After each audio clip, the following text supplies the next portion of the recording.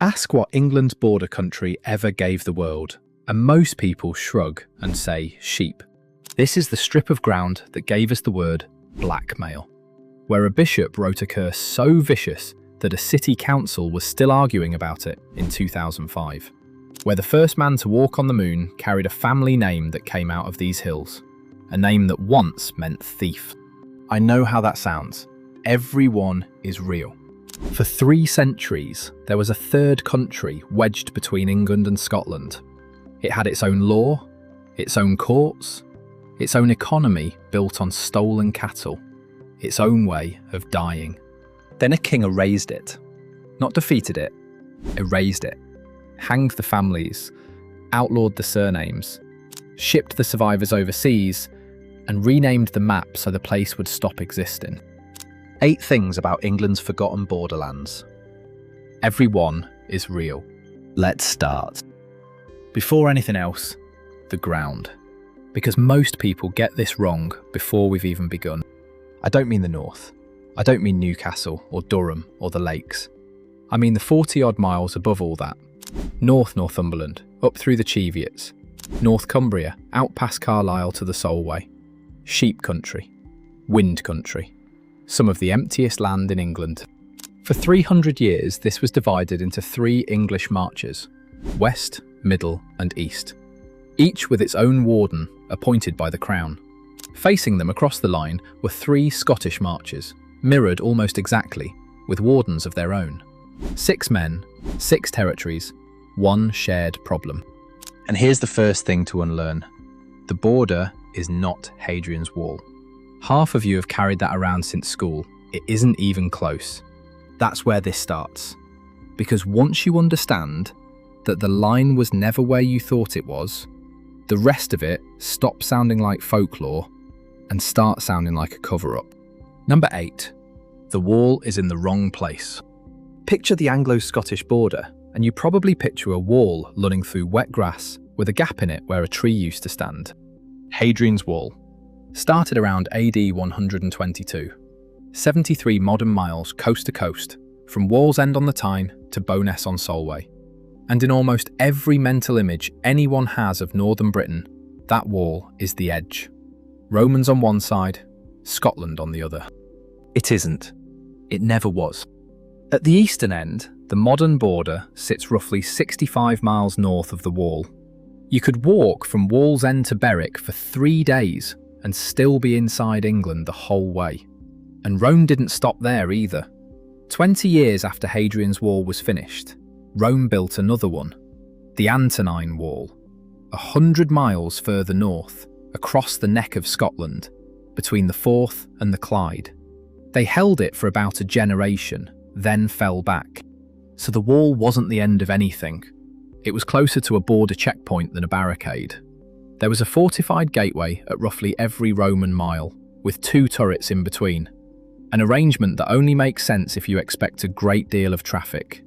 Tolls, permits, cattle counts, people walking through it in both directions on an ordinary Tuesday. The wall you were taught was the edge of the world was actually a very long customs post. And that matters, because it means the real border, the one the fighting was about, sits in country most people have never looked at and couldn't find on a map, which is exactly how it got forgotten. Number 7. The farmhouses built like forts. Say 16th century English farmhouse, and your brain supplies thatch, roses, a low wooden door. Now come north. Up here, ordinary working farmers built their homes out of stone blocks with walls up to 1 metre thick. 2 stories. Livestock on the ground floor, family above. And critically, no useful door at ground level. You reached the living quarters by ladder, and you pulled the ladder up behind you. These are basal houses, and they're found almost nowhere else on Earth. Not castles, not manors, farms. The homes of reasonably well-off tenants and freeholders, built to a defensive specification you'd normally associate with a garrison. The cattle weren't downstairs for warmth, they were downstairs because cattle were currency, and anything left in a field overnight was a donation. Black Middens, in the Tarset Valley in Northumberland, is the one to look at. English heritage keep it. It's free, it's ruthless, and it sits in country so quiet that the emptiness does half the storytelling. The original livestock doorway is still visible in the east wall, blocked up with masonry. And it wasn't alone. Bastles were deliberately built in clusters, within shouting distance, so neighbours could reach each other fast. There's a whole trail of them nearby. Better off families went vertical instead, into pile towers, 3 or 4 stories of the same idea. There's one in Corbridge that was built for the vicar. The vicar. He was living in a tower house partly constructed from stones robbed out of the Roman fort down the road. And here's the part that reframes everything. Many bastles were still lived in during the 19th century, and some were working farm buildings into the 20th. You don't build like that for one bad decade. You build like that when raiding isn't a crisis. It's the climate. Number 6. 2 words you used this month. You have almost certainly used a word this month that was invented by protection racketeers on this border. Blackmail. Nothing to do with letters, and nothing to do with the colour of anything. Mail is an old northern word for rent or tribute, a payment. And on the 16th century border, blackmail was the payment you made to a riding family so that they would not come for your cattle. That's it, that's the whole origin. Protection money, in a place where the state could not protect you. Paid in livestock and grain rather than silver. The black set against the white money of proper coin. It was so routine it was practically a service industry. Whole valleys ran on it. The word left the hills, travelled south, lost the cattle, kept the menace, and now sits in every legal code in the English-speaking world. And there's a second one, quieter and much colder. The men who did the raiding were called reivers, from an old English word meaning to rob, to plunder, to take by force. That same root gives us bereaved. Think about what that says. In this language, the word for being robbed and the word for losing someone you love grew from the same stem. Because in this country, for generations, they were the same event. Somebody rode in, and afterwards you were missing cattle and you were missing people, and there was one word that covered it. 2 of the heaviest words in English, and they're souvenirs from a place with no visitor centre and no motorway sign. Number 5. The legal right to chase a man with fire. If someone crossed the border and took your cattle, you did not go to a court. You lit a piece of turf, jammed it on the end of a spear, and went after them. This was the Hot Trod, and it was not vigilantism. It was a recognised right under border law. You could pursue raiders across the international frontier into another sovereign kingdom, provided you followed the form. You had 6 days. Within that window, it was a hot trod, and you needed no permission from anyone. After 6 days, it went cold, and you had to apply to a warden and do it properly, which meant slowly, which meant never. The burning turf on the lance was the whole point. It was a signal, visible for a mile, that announced you weren't raiding, you were in lawful pursuit. You went with hound and horn, making as much noise as possible, because silence looked like theft. The fire made you legal. And here's the clause that tells you everything about how this society worked. Anyone who encountered a hot trod was obliged to join it. Not invited, obliged. Standing aside and letting the pursuit pass made you an accessory to the original crime.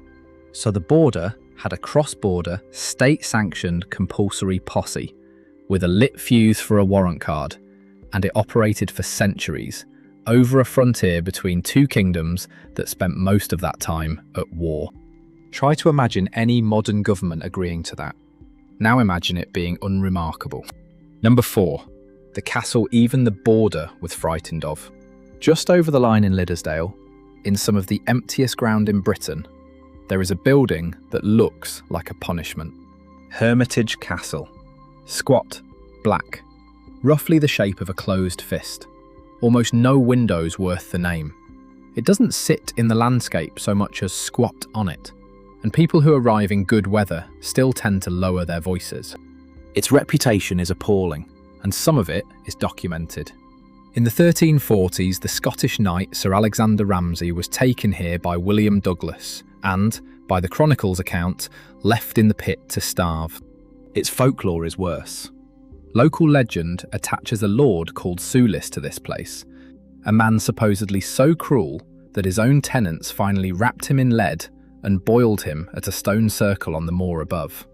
There's another story that the walls themselves began sinking into the ground because the earth would not carry that much wickedness. Let's be straight about that. The boiling and the sinking are folklore. Good folklore, but folklore. Here's what isn't. In October 1566, Mary Queen of Scots rode from Jedburgh to Hermitage and back in a single day, around 50 miles across bog and moor, to visit the wounded Earl of Bothwell. On the way back, her horse went into a mire. Within days, she was so ill her household believed she was dying. The house she lay in still stands in Jedburgh and is a museum. That's the border in one image, not a romantic ruin. A place a queen nearly died reaching, in country so hostile the ground itself tried to keep her. Number 3. The 1069-word curse that went to council. In 1525, the Archbishop of Glasgow, Gavin Dunbar, sat down and cursed the entire population of the border. Not a phrase, not a paragraph. A formal monition of cursing, running to over 1,000 words, damning the riding families from the hair on their heads to the soles of their feet, along with their homes, their livestock, their crops, their children, and everything they might ever eat, wear, or own. It was ordered to be read aloud from pulpits, so that no one along the frontier could claim they hadn't been told. It is one of the longest curses ever recorded, and it did not work even slightly. The raiding carried on for another 80 years. Now the modern half, and this is why I put it here rather than back with the medieval material. In 2001, for the millennium, Carlyle commissioned a public artwork. The artist, Gordon Young, is Carlisle born and descends from Reaver stock himself. He laid an 80-metre pavement inscribed with the names of the Reaver families, running through a subway between Tully House Museum and Carlisle Castle. And at the end of it, he placed a 14-ton granite boulder, carved with more than 300 words of Dunbar's curse. Then Carlisle had a very bad few years. Foot and mouth tore through Cumbrian farming that same year. The city flooded badly in January 2005. There was a major fire. There were factory job losses. Carlisle United were relegated. And a number of residents drew the obvious conclusion. In March 2005, Carlisle City Council formally debated a motion to remove or destroy the stone, put forward by a councillor who had been approached by local church groups and who described the run of misfortunes in near biblical terms. The council heard it, weighed the cost of removal, and voted to keep it. So this is a real minute in a real English council chamber in the 21st century. An elected body sitting down to decide whether a rock was damaging the local economy. The stone is still there. You can walk past it today, in a subway, under a road, in a city of 100,000 people. Number 2. The jailbreak that nearly started a war. March 1596. A day of truce on the western border breaks up, and everyone goes home. On the way home, an English party seizes a Scot called William Armstrong of Kinmont, known ever after as Kinmont Willie, and locks him in Carlisle Castle. Willie was a serious reaver with a long record, and nobody pretended otherwise. But taking him was flatly illegal, because truce protection ran until sunrise the next morning, and everybody on that border knew it. It wasn't just a kidnapping. It was a breach of the one rule the whole system rested on. The keeper of Liddlesdale, Walter Scott of Buccleuch, demanded his release through proper channels. He got nowhere. So on the night of the 13th of April, he took a small band across the swollen Eden, got into the outer defences of an English royal castle with a garrison inside it, found Kinmont Willie, and took him out. No massacre, no siege. In and out in the dark, and away over the border, before the alarm was properly up. Elizabeth I was reportedly beside herself. This was not cattle theft. This was an armed raid on a crown fortress by a Scottish official, and it turned into a diplomatic crisis that ground on for a year before Buccleuch was handed over to England. Briefly, and largely as a formality. It also became one of the great border ballads, and it is still sung. Remember that surname, Armstrong. We are going to come back to it, and it is going to take us a very long way from here. 1. The name that left the planet. March 1972. Langholm, just over the Scottish side of the line, in Eskdale. Population under 2,500. The whole town is in the street. Grey horses, a carriage, children on shoulders. Neil Armstrong is coming home. The Armstrongs were a border riding family. Liddesdale and Eskdale on the Scottish side, spilling well over into the English West March. At their height, they could reportedly field enough men to worry a king, and one of them, Johnny Armstrong of Gilnockie, was hanged by James V in 1530. In an episode so notorious, it became a ballad of its own. Kinmont Willie, from number 7, was an Armstrong. They were, in the plainest terms, one of the most feared surnames on the frontier. And when James VI came through in 1603, the Armstrongs were among the names that were broken, outlawed, and scattered. Scattered to Ireland. Then, like so many others, to America. 3.5 centuries later, one of their descendants walked on the moon. The town clerk of Langholm, when Apollo 11 landed, happened to be called Eddie Armstrong. He wrote and invited Neil Armstrong to become the town's first ever freeman. To Langholm's astonishment, he accepted. And in March 1972, after giving a lecture in Edinburgh, he came. There's a story the town has told ever since, that among the welcoming party was a justice of the peace, who pointed out with a straight face that an old order arising from James VI's border settlement had never been repealed, and technically required that any Armstrong found in the town be hanged. I'll flag that one, honestly. It's the sort of tale that improves every decade, and I wouldn't put money on the paperwork. Langholm also says he carried a piece of Armstrong tartan with him into space, and that too is a story the town tells rather than a thing I can hand you a document for. But the ceremony happened, there's film of it, and at the end, standing in front of a small Scottish border town on a wet day, the first human being to walk on another world told the crowd that this was his hometown, and that being recognised in your own hometown is the hardest recognition there is. He didn't say it was like the moon, he said something better than that. He said he felt he belonged here, among these hills, among these people. The most famous name in the history of exploration was a stolen cattle surname from a country that no longer exists, from families that a king specifically set out to erase from the map. They hanged them, they outlawed them, they shipped them out and renamed the ground so nobody would come looking, and the name went to the moon. Look at what came out of 40 miles of empty hills. A wall in the wrong place. A country that belonged to nobody. Farmhouses built like keeps. The word blackmail and the word bereaved. Fire on a spear as a search warrant. A code of law that answered to neither crown. A castle a queen nearly died reaching. A 1,000-word curse that ended up in front of a council vote. A jailbreak that reached Elizabeth I. None of that is a story England lost track of. That's the point I want to leave you with. The northeast coast got forgotten by accident. Nobody wrote it down, nobody made a fuss. This is different.